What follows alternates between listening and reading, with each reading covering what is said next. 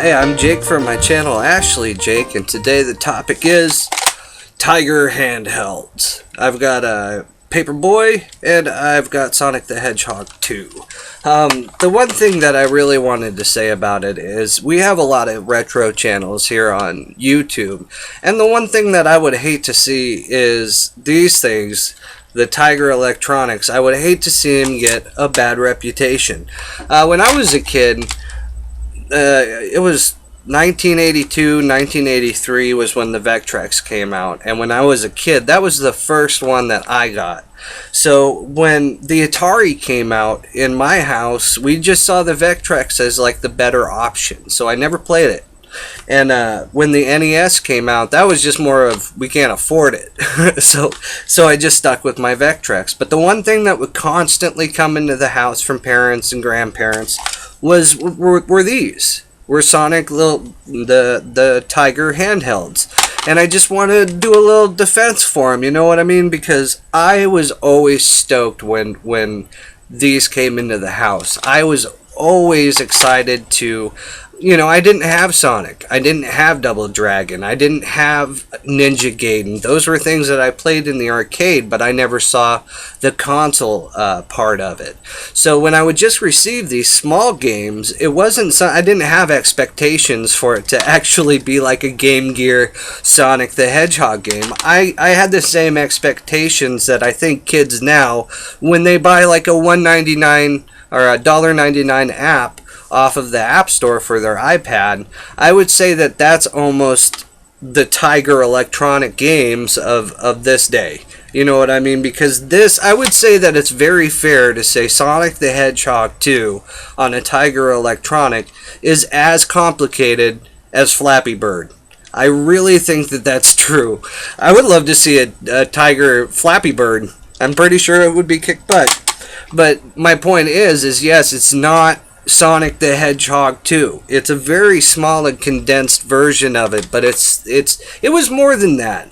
Like when you're a kid and you're playing something like Atari, right? Like I went back and because of this video and the topic, I wanted to know more about what Atari was all about, and this is what I got a hold of. I got the Atari Anthology, and what it has is a lot of like Centipede, the basic arcade games of the day, but it also has 67 Atari 2600 games, so 67 Atari games. And what I was able to see very quickly is the Atari required a lot of imagination.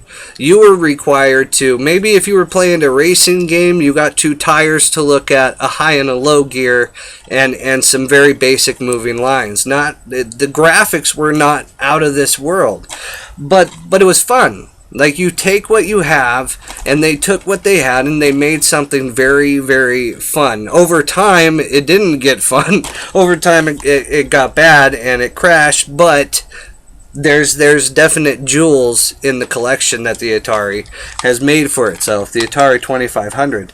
And I kind of feel that it's the same way with the Tiger handhelds. They're simple. But like when I played Double Dragon, I remember the bad guys being more than just 2 pixels on the screen that didn't really look that cool. I remember, to me, they were bad guys. To me, I was playing Ninja Gaiden, You can't look at these as an adult. You can't, because you can be critical and you can tear it apart because of all of the video game experience that you've had on Xbox 360 or high def. You got to look at it from way back when, before the Game Gear, before your iPad, before the Game Boy, and all of that. You had these coming out. They started to come out at the same time. They were still coming out when NES and obviously Sega was around, but they go way back. I mean, Pocket Watch, the Pocket and Watch Nintendo, like Mario games, those are Tiger handhelds. It's the same LCD screen with some blippy blips going on with a very focused objective, but that is why is this not with Nintendo's Game & Watch? Why is this like the bastard child, and Game & Watch is ooh ah? The one thing that I do like about the Tiger handhelds is when you start looking kind of through the archive of the handhelds, the front of it is always decked out. It's always made to look extremely cool. They know that this is what's presented. This is what the selling point is just your display. And because of that, these things just really look cool. Some of them look like a Tyrannosaurus head, some of them look like a skull, and some of them, you know what I mean, just look like the Paperboy 2. But you still have the same, you know, you get the feeling that you're playing Paperboy 2. So that's just, I wanted to come in defense just a little bit for the Tiger handheld. I wanted to say that as a kid, I always enjoyed when they came into the house. I was always excited when they came into the house. And I have fond memories. I don't have these memories of being frustrated with them.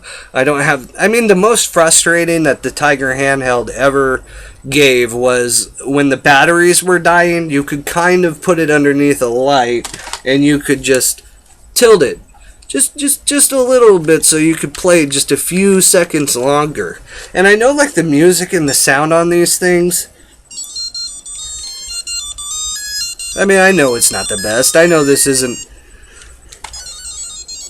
a Guitar Hero, but it does stick with you. Like, I hear the music from the one like Contra. Like, I had that back in the day. To be a very simple game, but it had the music. So when I hear, not like NES, but I hear the actual handheld, it jogs my memory going, oh, I remember that, man. That was fun. So I just wanted, like I said, give a little defense. Say they're at least as complicated as an Atari 2500 game and better than most crappy games. Just having fun here. Alright, I'm going to want to play it sometime this week. We're going to do another handheld this week, and I have a very awesome surprise coming for the end of the week, hopefully before Saturday if the mail arrives when it's supposed to. And just to let you know, where I pick up my handhelds and where I always find them, I don't get them on eBay. I go to Goodwill. LGR was very nice enough to kind of give those, let us know that at Goodwill there's retro stuff. I had no idea, and since I've been going there, that's the kind of stuff that I find. Tiger Electronics, Sega games in the box, all kinds of stuff that you just, as a gamer, you're going, this holds value, but obviously to the people that donated it, it did not. So definitely go hunt those down over there. I've got a little slideshow for you so we can look at some of these. And I'm Jake from my channel, Ashley Jake, and I hope you guys have a great day. Thank you.